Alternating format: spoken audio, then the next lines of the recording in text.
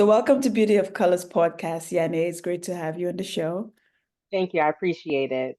You're very welcome. So, Yahne, tell the listeners about you and what is your story? My story. Every time I get asked that question, I don't know where to start because I have been through so much. But I guess if I would start from the beginning, I was raised by a single mom.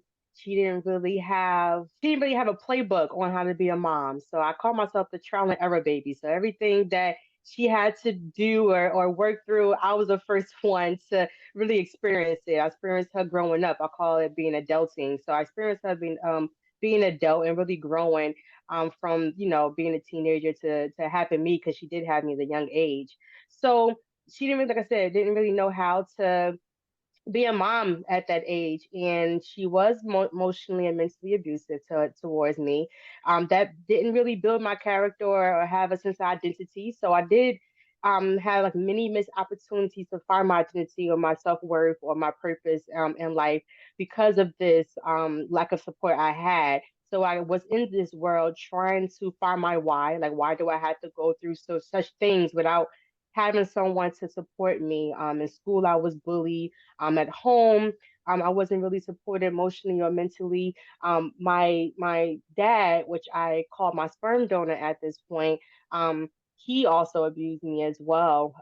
He sexually abused me and mentally, emotionally abused me as well. He told me I wasn't going to amount to anything or I wasn't going to graduate high school or college. So, needless to say, my younger years was full of doubt, being unloved, feeling unloved, unworthy, loss of confidence. So, but through that all, I did try to search for my why because I felt that during that time I was religious, that God wasn't through with me yet. Like he had something in store for me. I didn't know what it was, but I knew that this wasn't it. Me going through all of this trauma was not it for me.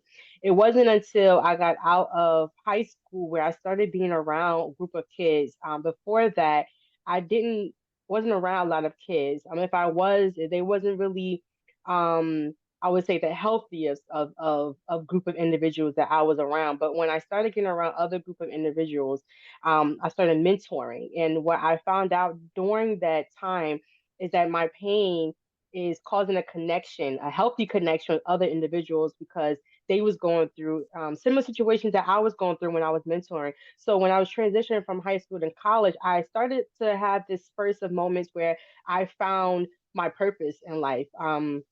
It wasn't then I didn't know my purpose in life. I knew that I found a connection, a belonging that I never had. And I started pursuing what that feeling was. And when I went into college, I started social work because I wanted to help individuals. I saw that I can help individuals through my pain because I really was empathetic and I really had that the mindset of being been there, done that type of mindset. I know how to help you through the pain or your struggles or your adversities. So, but it didn't hold when I went to college being a social worker for a while. It was all about rules and policies. It really wasn't to help an individual, in my opinion.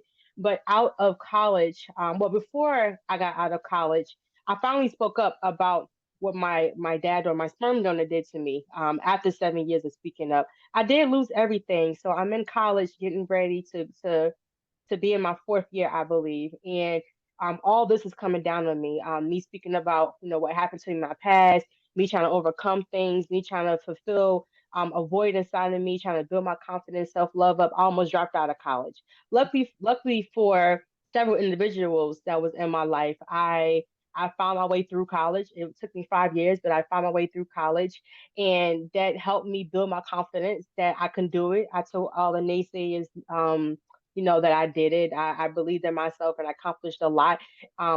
I lost everything when I spoke up about my sperm donor what he did, but I also gained a lot because I gained my courage back, my dignity back, and my self respect back. I started growing within me. Outside of college, once I got out of college, I still was an aggressive, angry child because I didn't fulfill the all of the void that was inside of me. So I was still searching for my why. It wasn't until later on in 2022 where I started realizing that life coaching was a thing. And I really wanted to help individuals. And I found out, trying to do my life coaching business, that I am not only helping them, but I'm helping myself out as well, because I feel like if I help one individual, they don't have to go through the same obstacles and trauma that I had to go through, because they have support, which makes me feel better in return, because now I know that's one less individual the devil has. And that has been my whole thing since up to now, one human at a time, because I didn't get that when I was younger. I've been through a lot when I was younger, and that's just like I'm generalizing like everything I'm going through, but I've been through a lot, and now I'm at a position where I on the other side of that, and life didn't take me. I took it, and now I want others to feel the same way. So my journey is just one human at a time, because I think it's really important that we all support each other. So you did write a book, and in your book, you talk a lot about emotional resilience and overcoming it. What are some of the major life challenges that you talk about in your book about overcoming? I know you already mentioned some points of how you did overcome it. Could you elaborate a little bit more? Okay, so some of the things that I had to overcome, I can speak about my sperm donor in more in detail, because I did take a lot from me what he did. Took my dignity, took something that was innocent from me, and that destroyed me in the inside, especially in high school. I was a really aggressive kid. I was always in getting in fights in middle school and high school because I couldn't cope with what was going on with me. I also turned towards alcohol. I abused that for a little while in high school, just to you know get the void, the emptiness that I had in myself, just to get it away. I didn't want to be close to any pain or anything like that. But when I started going into college, I had a choice that I had to make. That decision that I made to speak up for myself, it wasn't. It was a good decision on my behalf, but not for the family. I was disowned. I was written off. I'm used to being written off, but the feeling being written off by family members that didn't understand the situation but chose his side over mine hurt me a lot. And that devastated me. That put me in a lot of depression mode in college. I didn't really function well, but I had a choice to make when it came down to, am I going to let life overtake me, or am I going to overtake it?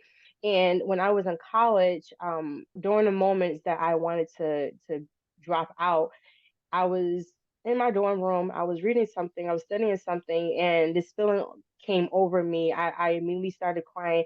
In the midst of my crying, I heard a voice, and the voice said, "You're doing it." And I had to repeat it back because it scared me. And I'm like, "I'm doing it." And as I said it, I felt peace and calmness over me, because I had to look back over my life and really challenge those negative thoughts that I felt about myself. And what I realized when I started challenging those negative thoughts is that those thoughts wasn't my own. I was chaining myself to those negative thoughts by others who said what they said to me a long time ago, that I wasn't going to graduate college, or I was going to have so many kids before I graduate college, or I couldn't graduate high school. So when I started challenging all these negative thoughts, especially when I got bullied in school as well for being very misunderstood, I had to challenge everything about me. I had to look into the mirror. I had to forgive myself. I had to give myself grace for the harm I caused myself, because it was a lot of it. I did a lot of self sabotaging. Even when it came down to my mom, I had to find grace within our relationship, because, like I said in the before all this, she didn't really know how to be a mom. So I had to give her grace. She was filling a void up as well when she'd had me, so she was also learning and growing as well. So I had to give grace to a lot of individuals who hurt me in order to help myself. I had to forgive, because if I hold on to all those grudges, I wouldn't have been in a healthy mind state after college, or even now. And I had to forgive myself as well, and find grace within myself. That was the hardest part, giving grace, because you always want somebody to blame, but when it comes down to you, you don't have nobody to blame but to yourself. So I had to face a lot of my demons, and I had to overcome a lot of that, and really look myself in the mirror literally, and tell myself that I'm loved, and find pieces of myself that I can be happy about. And it took some time to do that. And when I did create manifest your canvas, it was basically given tools that I use in order to be here in this present moment. And emotional resilience was definitely one of those things, because if I ain't have the resilience to carry on, or believe that I'm more then what I see now, my reality would be very negative because that's what I was totally focused on. So I was focused on the positive throughout. And I think I give that more credit than anything that I can ever say in that book, is that I focus on the positive, because I was really in a dark moment and dark times, like a lot of dark years. And to focus on I'm gonna come out of it was very, very important in order to keep moving forward. And I'm at a position now where I can love myself and look back on my past and be okay with it. But yeah, emotional resilience was definitely that thing that you need in order to grow from all your obstacles. So, Yahne, what triggered the transformation is the voice that you heard when you were in college and you were reading something. Is that what triggered the transformation? So, like I said, there was sparks throughout my existence here on Earth. It was sparks throughout, but that was the biggest one because I had a decision to make. If I want to be happy or I don't want to be happy, if I want my obstacles to weigh me down or I want to overtake it. And when I started that moment of hearing I can do it, and I repeated it back, I was like, I am. As tough as it is, I am doing it. And I kept telling myself that throughout college, even up to now, that I'm making small steps towards my bigger goal, which being um this somebody I can look at in the mirror and be happy about it. So believing that I could in that moment and really challenging all my negative thoughts. Not only did I hear the voice, because you can lead somebody to the water, you can't force them to drink. So I had to put in the work as well. I heard that voice, but me believing that I was more was important because that gives you the conviction to keep moving forward. So you started affirmation. Yeah, I Oh, started affirmations once I heard that voice inside of me telling me that I can do it, and ever since then, that's been the thing that I do. And I also wake up every morning since then and tell the universe that I'm grateful, because that starts my day off, mhm. whatever happens to me, to be in a positive mindset, because I don't think we take for granted every day we wake up. And I think that for me, being happy and being peaceful in a peaceful mind state, saying that I'm grateful is a lot for me, because I might not have been here if I made a different choice. So I'm grateful for every moment. So tell us the name of your book and where can the listeners, I know you said it before, but tell us again the name of your book. Where can the listeners get a copy of it? Where can they get in touch with you? And do you have any speaking engagements coming up? Yeah. So if you want a copy of Manifest Your Canvas, it is on Amazon. If you want to know more information about me, you can go to my website, yahnesni.com. I'm sure there's going to be social media handles underneath this video here. Definitely follow me on Instagram, Relentless Phoenix 00. That is my business. 00 is just for the Xfinity sign, always beginning, never ending. But all of my social media handles have Relentless Phoenix 00 in it.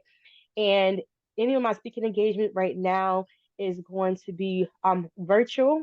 I will be having some live speaking engagement. If you want to know more about that, you can definitely visit my website. Once again, it's yahnesni.com. Okay, Yahne. So, Yahne, do you have any last words for the listeners about being true to themselves, embracing change, and just being and loving themselves? Yeah, I have two things. This is why I tell my clients when I do my life coaching business, the two things here.